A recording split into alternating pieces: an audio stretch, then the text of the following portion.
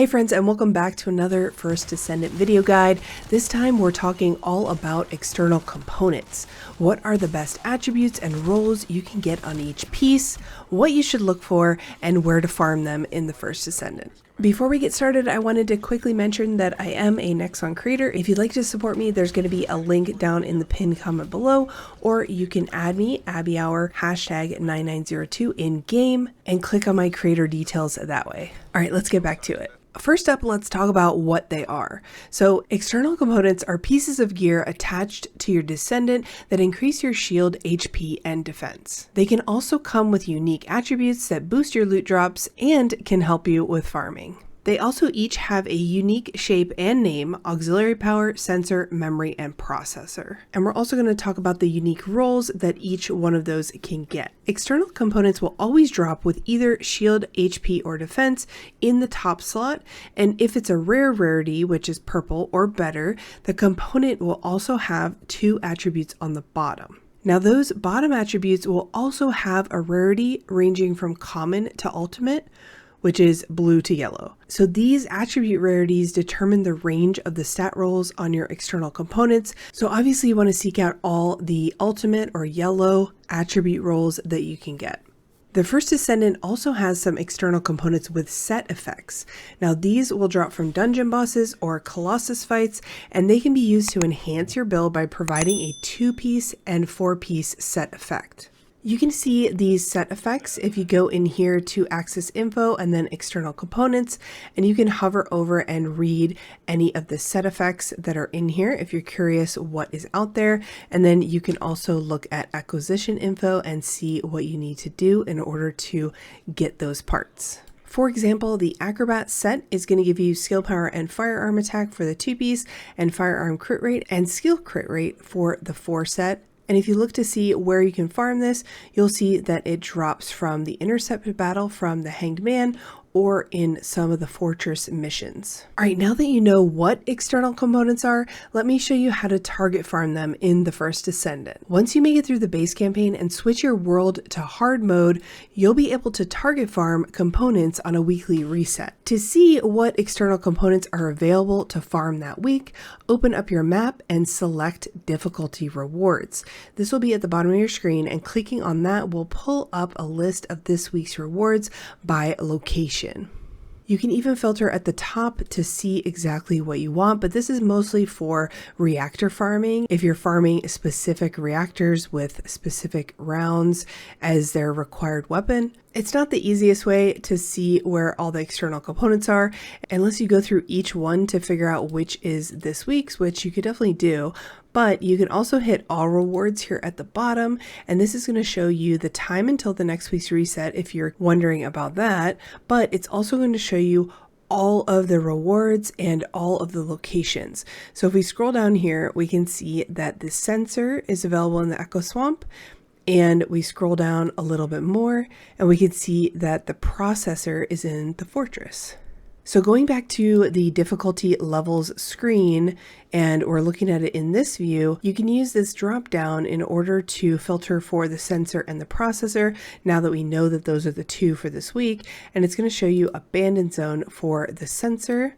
And then if we go to processor, it's going to show you Frozen Valley from the fortress. So keep in mind that even though it says fortress on the all rewards, you still need to filter to see which section is going to be dropping the loot that you want. So going back to sensor, we can click on abandoned zone and we can travel there right from the map and farm up a bunch of sensors. Obviously, you want to find a mission where you can farm it as efficiently as possible, get a bunch of these external components, and then kind of whittle them down and select the best ones from there. The best missions are always going to be changing with the areas, but for this week, if you are farming for sensors, I would highly recommend doing this mission right here, Abandoned Refinery Unit. It is a great farming mission just in general to get Kuiper gold and all of that stuff.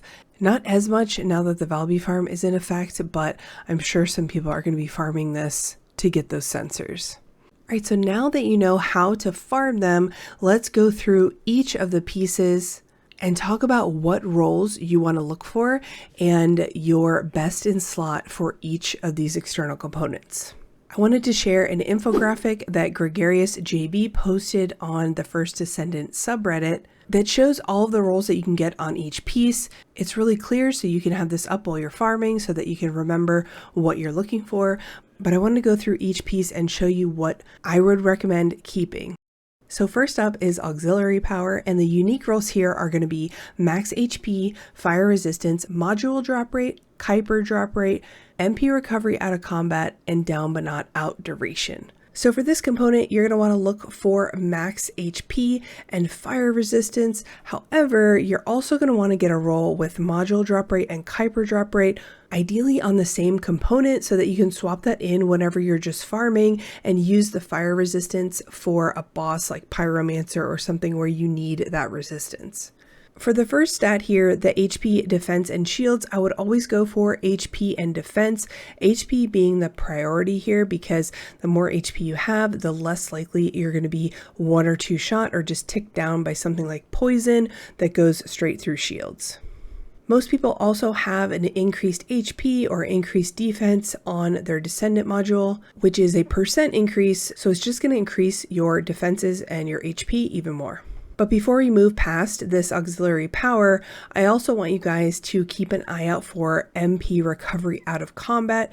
This is really, really important if you play Descendants like Lepic or Viessa.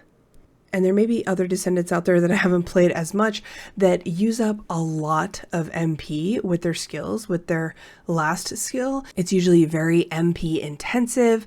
MP recovery out of combat is really good. I run it on my ultimate Lepic because all you have to do is disengage from the enemy for a few seconds and you're going to get your MP back, and it's based on this MP recovery out of combat.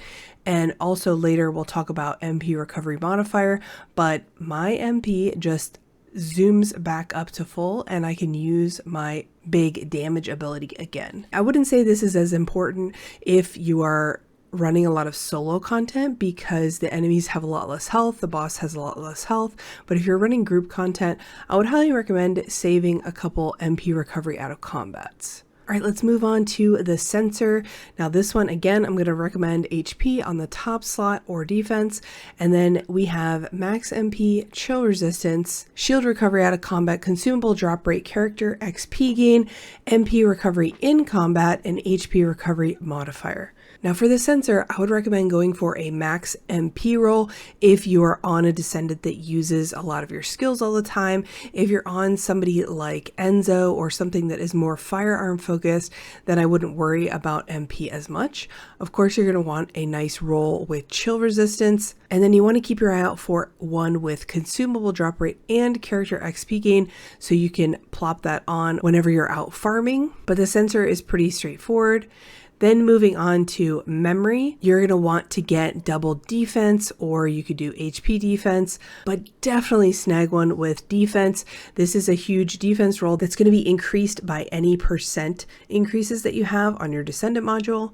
And then you also want to look for electric resistance because you want one of each resistance basically for any bosses that you're going against just to boost up your resistance. You can face tank them a little bit more. You don't have to worry so much about hiding in boss fights. And then like I said above, I would recommend MP recovery modifier. I have this on my Lepic and I can get my MP back to full in no time. This really helps if you are fighting a lot of reactor bosses as well, and there aren't ads that are dropping the MP boxes that you can pick up to get your MP back in the fight. So I would recommend trying to find a defense MP recovery modifier maybe for the times when you're not fighting an electric boss. And then also you want to find one with a yellow gold drop rate attribute. That is huge as you get into endgame. At first you're going to be going through a lot of Kuiper shards, but then it's going to switch to where you really need the gold.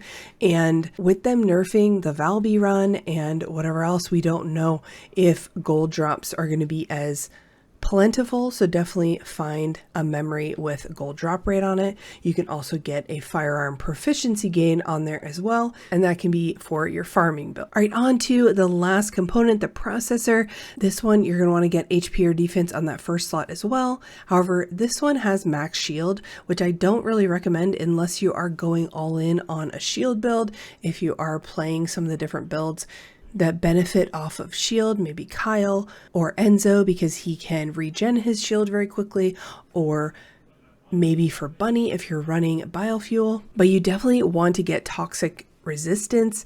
This is super helpful against bosses like Devourer. You're not going to get ticked down from the toxin. Then of course for your farming build, you're going to want to get equipment drop rate and item acquisition distance. I don't know how much this really increases it. It doesn't really seem like that much. However, it's going to help you vacuum up all those Kuiper shards and gold drops. All right, guys, that's it. That's what you want to look for when you're farming for these external components. Hopefully this guide helped you out. Make sure to leave a like if you learned something and subscribe if you haven't already. I will see you guys in the next one. Bye.